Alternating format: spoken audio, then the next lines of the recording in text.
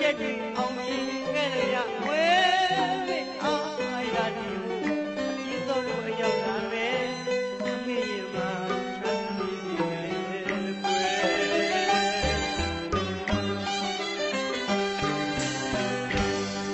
ကောင်းမြင်တာကောင်းရကျိုးလာအတတ်တယ်လေပေးဝေးရင်အိမ်များရင်လည်းကမိဘတို့အားအားတွေအားလုံးနဲ့အရွယ်ရောက်တော့တရားမပြောင်းသူမောင်းဖြစ်ဘူးရဲ့လို့